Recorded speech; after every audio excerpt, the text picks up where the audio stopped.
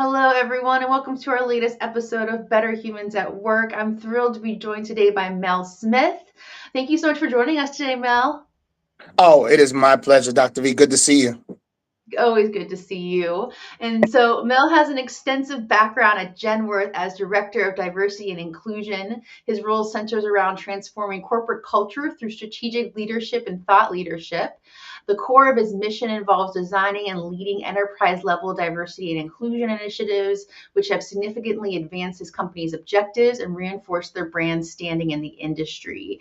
Mel develops internal communications, analyzes diversity metrics, maintains robust external partnerships, and works alongside dedicated teams to accomplish impactful projects that align with his firm's strategic priorities, showcasing their commitment to fostering an inclusive environment. So, thank you so much for coming on today and sharing your wisdom and expertise with us. Oh, it is it's my pleasure. Anything for you. Well, tell me a little bit more about what you do at Genworth. How long have you been there? What's your day to day like as director of DNI? People ask me that question all the time. What do you actually do as Director of Diversity and Inclusion? Well, I've been at Genworth for a little over 11 years now. I've been in this role going on with maybe six, going on 7 years of doing DNI work for Genworth. Um, my life is, I always say I'm HR 2.0 because I do everything. We try to make sure that diversity, equity, inclusion is entwined into everything we do here at Genworth. So we could be in the cafeteria one day and I could be in the C-suite the next day. So it's a very dynamic job, very dynamic position, and I love that about it because every day is different. And here at Genworth, it's just a pleasure to work with the different people here at Genworth because they're so welcoming to this work that we do, and they're so into it. It's almost a pleasure for me to do the job. Now, what do I do on a daily basis? Well, I think about it like this: under my umbrella, it could be I could be working with one of our 13 employee resource groups. Yes, we have 13 employee resource groups. I could be working with sponsors. Genworth, we sponsor organizations inside and outside of Genworth's walls. We sponsor mom and pop shops. We sponsor HBCUs. We sponsor big organizations, museums, things like that. We want to make sure that people in the community are benefiting from the work of diversity, equity, inclusion, not only from Genworth, but other entities that are out there doing this work. Because I'm a hopeful romantic that one day the whole world will be diverse, equitable, inclusive. So why not sponsor organizations outside of Genworth that are doing the work? I could be working with our data analytics people looking at data, and you know this well, to making sure that there's any opportunities in the data that we address any of those opportunities. If we see anything stagnant or something not moving through the data, we'll try to put some energy and attention into that whatever's not moving in the data so that we can make sure that we move the needle. The data analytics people, I love them to death. They keep me honest because numbers don't lie. I was just watching Hidden Figures last night, and she said numbers don't lie. The data will tell you the truth about your organization. I could be working with recruiting. We could be at a school. We could be at a part of a program, like for instance, our Honor ERG, which is our Veterans ERG. They work closely with recruiting, trying to recruit veterans into the organization, and they've been very successful doing that with that partnership. So we could be working lockstep with recruiting. I could be working with our data. Our supplier diversity people in procurement to make sure that the people that we hire to work for this organization are also diverse, equitable, and inclusive because we want to make sure, like I said, it trickles outside of the organization too. And then I could be working with our HRBPs. We have a wonderful team of HRBPs that do great work, making sure that people feel like they belong to the organization and that they're protected and that they can come to people and ask questions. I could be working with our HRBPs. It's just everything. We could be doing anything. Like I said, I could be in a cafeteria one day and I could be in a C-suite the next. Something I really love that you said is how DEI done right is like HR 2.0. And I say that all the time. Like DEI done right is integrated into every aspect of any sort of people operations in an organization. And even beyond people operations, thinking about inclusive design, how do we design more inclusive products? Even that is Yeah. beyond the people scope of work. So Yeah. I love that HR 2.0. I think that's a really great descriptor of DEI. Mhm.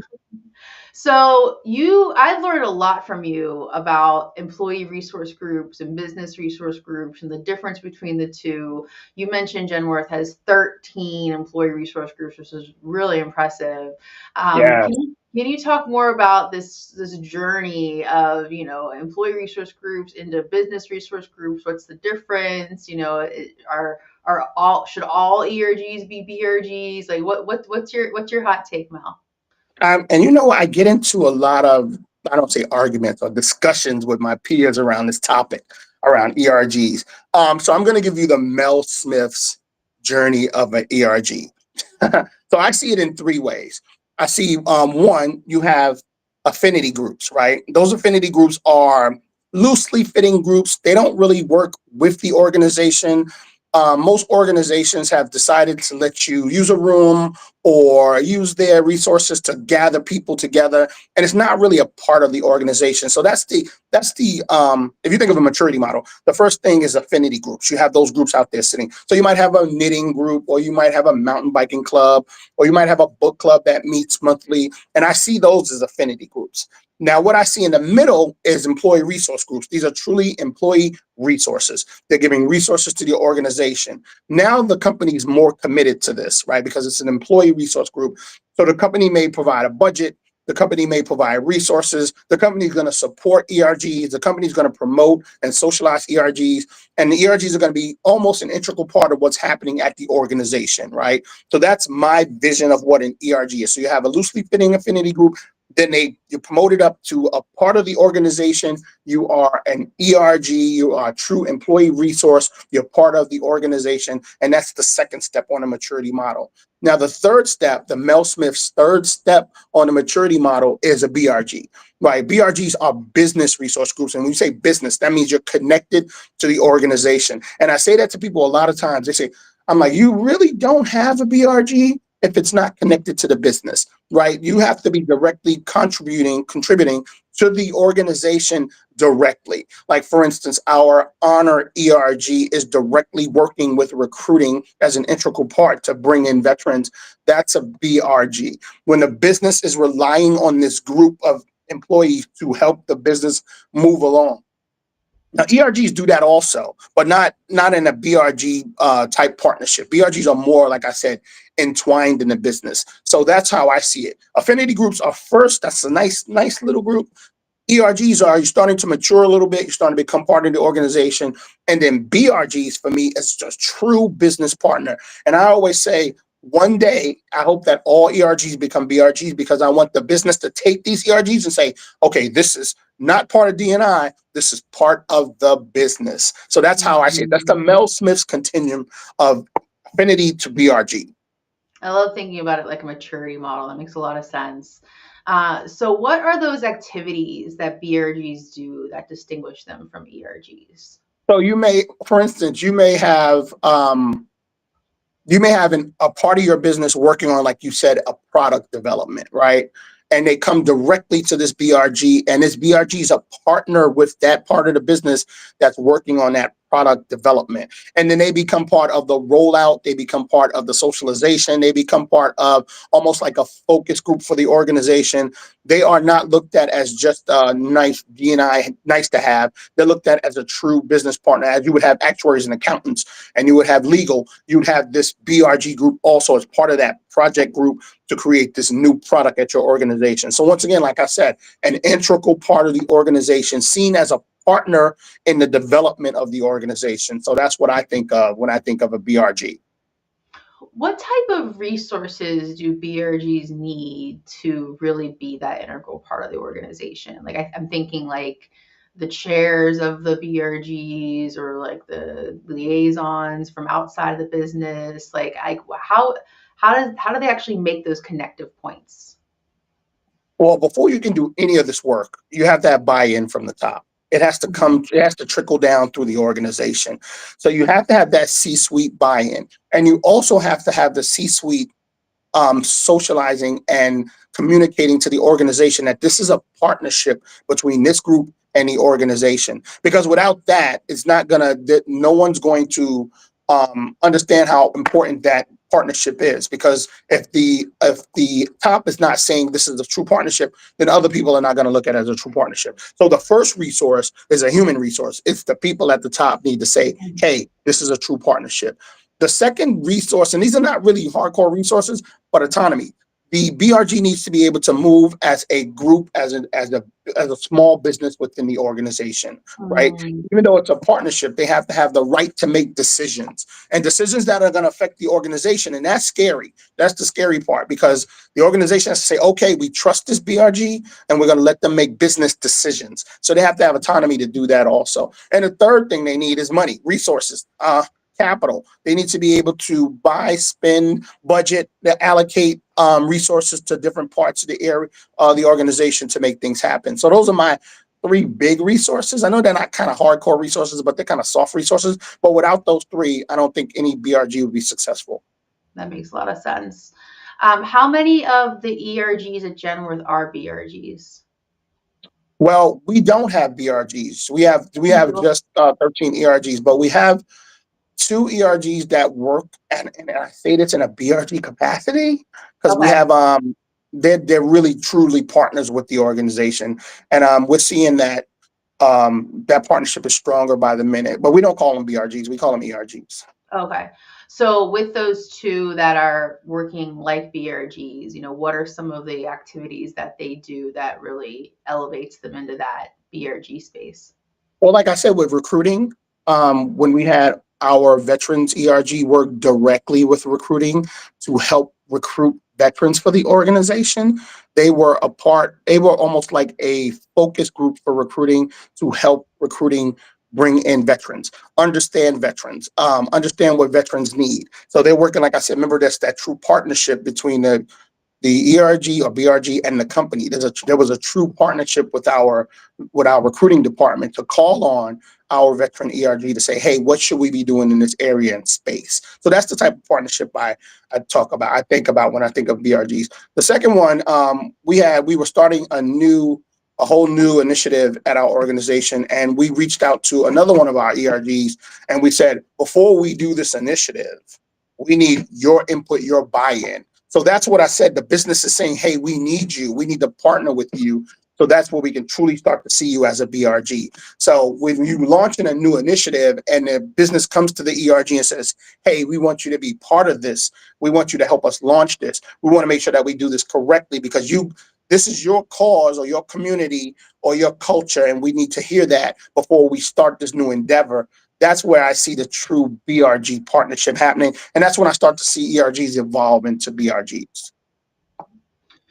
So thinking about so we're talking about the evolution. Let's talk about the creation. Like, what's your process at Genworth for creating a new ERG?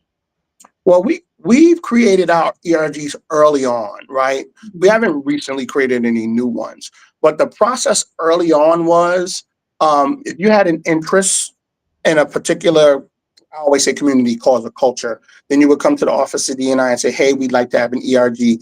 And kind of our first question is, do you have charter members? Right? You have to have you got to have at least 5 people to start an ERG. Do you have a charter? Right? Because that's important. What's your purpose? What's your objectives? What's your vision? What's your mission? You have to have that all laid out before you can even start to think of bringing this group together. And once you do that, then you have to have a plan. What's your plan once you get this ERG started? So once you do all of that preliminary stuff and questioning, then we go in and say, hey, is this something that we want to put our resources behind? And if the company says, yes, this is something we want to put our resources behind, then we'll create an ERG, right? Also, what happens is sometimes people will come to us and say, I want an ERG for, let's say, health and wellness, right? We can take that health and wellness and put it in another ERG. So we don't want to create a billion ERGs. If we can take one and stick it in another ERG, then we'll do that. We'll take it and we'll put it in another ERG because, like I said, we have 13. We have a lot of places for things to land. So rather than create more ERGs for the sake of creating more, we try to fit them in where they fit in best, right? So interest is first, then we have to do planning. So interest planning could be strategic planning, objective, charter, and then we have to have buy-in from the organization to start an ERG.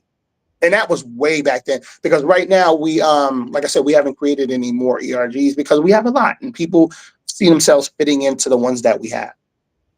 With that wellness example, like where would that wellness ERG go? 'Cause I'm just thinking about like, well, my identity is XYZ, and what if it went to an ERG that didn't fit with my identity? Your identity, that's different. See, when you think about identity, that's a whole different ERG. When I was talking about health and wellness, I'm thinking about just general health and wellness for anyone, right? Yeah. I would put that we have an engagement ERG that's Oh. all about employee engagement, right? So Mhm. when you want to be engaged, you want to be healthy at work, you want to be able to come to work and feel like you belong here, we would probably stick that health and wellness one up into our engagement ERG. So your ERGs are a combination of both identity and like topic area. Um, we have your traditional ERGs, we have demographic ERGs, we have African American, Latino, Asian, we have women, veterans, and then we have interest-based ERGs. So we have suicide prevention, awareness, and mental health. Right, we have disability ERG. So we have a combination of different ERGs that fall under your traditional ERGs, and then we have some interest-based ERGs also. Interesting, interesting.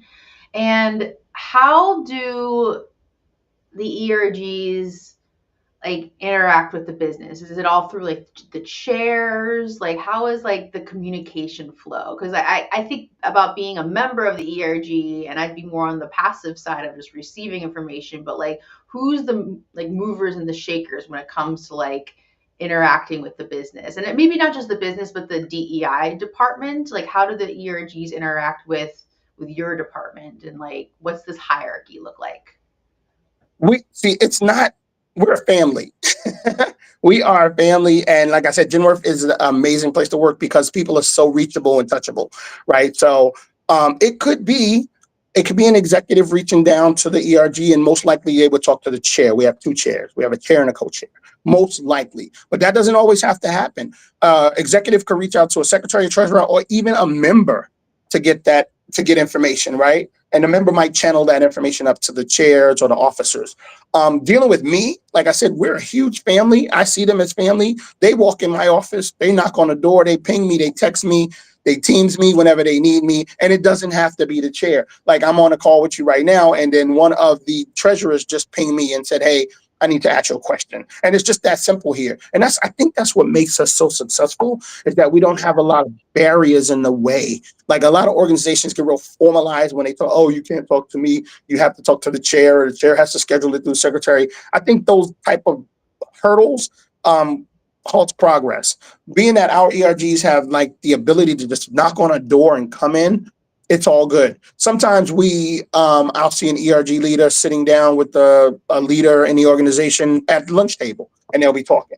Or my boss will come to me and say, hey, Mel, I was just talking to the secretary at Crew, which is our Empowering Women group, and she said, so there's not really a hard line in communication, and I like it that way. I like the informalness where people can just pop in and say, hey, I have a question, or I have a problem, or something like that. And when we're onboarding our ERG leaders, we give them a host of people as resources. We not only have ERG leaders, we have an inclusion council that's almost like, I call them the fire people, fire department. They come in and they help with all the 13 ERGs. There's 5 of them. They used to be ERG leaders, and they signed on to help us with our ERGs. And those 5 are the first line of defense, if you will say it, right? So if their ERGs have a problem, they can go to the inclusion council, and that inclusion council should probably help solve or mitigate that problem. If they can't do it, then you have my D&I manager, who is the second line of defense for them. So they have a second line, they can go to our D&I manager, and she can handle it. And if that doesn't work, then they can come to their executive sponsors. Each one of them have executive sponsors. Some of them have 2. So they have a ton of resources, and ultimately me. And if not me, my boss. And no one's off limits. You can get to, if they have a question, comment, concern, issue, they can go all the way up the ladder. And then they can skip. It's not a hierarchy. They can skip and say, hey, I wanted to talk to the CHRO. And then they can do that. And we give them that, like we said, we give them that autonomy so they can do it, because we don't want to put barriers in their way. I love the sheer number of people and resources, and I think you're absolutely right that it contributes to the success of the Yes. ERG. What have been what are some places where, not just at Genworth, but in general, like that ERGs sort of get it wrong, and how could they instead get it right? Where do ERGs get it wrong? Mm-hmm. In my, well, like you said, in general, not at Genworth. Yeah. I think we do a pretty good job at getting it right. So I don't think we get it wrong. We might have some missteps once or twice, but not anything where I'll say getting it wrong. What I think ERGs do wrong is they are, and I don't want to even say this, but they're lazy. So if Mm, you get an ERG, I've seen companies have ERGs that exist for the sake of existing, right? mm-hmm. So you're just status quo. You're just out there. You're doing maybe one or two guest speakers. Maybe you're doing probably a panel or movie review or something like that, and that's what you call yourself as an ERG. Um, ERGs need to do a lot more than just exist for the sake of existing. Their job, ERG's job, is to let the organization know, hey, we're here. We are here. Women's ERG is to say, hey, women are in the organization, represent us. African American ERGs are supposed to say, hey, African Americans are in the organization. We want to be seen. We want to be heard. That's the job of an ERG. And I always tell my ERG leaders, that's your job. Your job is to represent your culture, cause, or community here at Genworth. You need to teach us. You need to inform us. We need cultural awareness. We need cultural enrichment. We need to know about your cause or community. That's what ERGs do. And the other thing ERGs do wrong, in my eyes, is they don't develop the ERG members, right? They get Mm-hmm. ERG members and they're like, oh, we have 30,000 ERG members. That's nice. But what are you doing for those members of your ERG? So a lot of ERGs don't reach back and develop their people. And we are actually in the midst of our strategic planning for our ERGs next year. And every one of them have an objective to develop their ERG members for next year. So not only are we saying we're doing it, but now we're writing it into our strategic plan, so this happening. So a lot of organizations and their ERGs don't do anything for the people, and a lot of time people say, "I don't even know why I'm in the ERG." Yeah. And that's Yeah. one thing. Another thing I hear is, "Oh, this is a fail too. They don't meet." I've heard a lot of times people say, "Well, my here, I don't know, my you're not here at Genworth. We meet all they meet all the time." But organizations have said we don't even know what the ERG is doing because they don't meet. So you Mm, have to, what's the with them? Why do you join anything, right? Why do I join something if I don't get anything out of it? yeah. Everybody's a little selfish that way, and that's right. You should be. I'm joining this group because I want resources. I want to learn more about the group. I want to help the group. I want to be an ally for the group. So you want to do things when you join an ERG. The ERG has to reach back and say, hey, here's what we're going to do for you. I love that. I love that. Final question, Mel, for those watching that want to start ERGs at their organization, what advice would you have for them before they get going? Be Think it through. Right? You really have to, and this is what I said about that charter. You really have to think through what your mission, your vision, and your objectives are. Because you're going to the organization and you're asking the organization to represent you and give you resources. Now, organizations are here to make money, most of them, right? So if you're not in line with that, then you're probably not going to get your ERG. So you have to come to you have to come to the organization and say, hey, we want to make XYZ organization better by representing this cultural cause or community, and we're going to do it with this group, and we're going to be an integral part of the organization. We're going to increase engagement. We're going to make people happy to be here. We're going to have people see themselves in the organization. We're going to make people feel like they belong, and this is how we're going to do it. If you don't Mm, come with all of that prepared, I don't think that you're going to get off to a good start. You have yeah. to really think through what you want to do as a group and not just be a group to be a group. If you want to be a group to be a group, then be an affinity group. If you wanted to be a mountain biking where you meet every Saturday and you go mountain biking, then be an affinity group and say, hey, we're going to be an affinity group. We just need a room so we can have meetings. We don't need any resources. We don't need any support. We just want to be a part of it. We want to use the employees at the organization to get together. Then you're an affinity group. And that's not a bad thing. That's just not an ERG, because Yeah. ERGs are true resources for the organization and the associates or employees that work there. And you have to plan that out. So you got to be very strategic with it, and don't come into it haphazardly, because you're going to fail. Yeah. This has been so great. I'm so grateful for you coming in and sharing all your wisdom on ERGs and BRGs. It is my pleasure. You know that I love this subject. I love ERGs. I think they do amazing work for organizations. They are the boots on the ground. I always say that.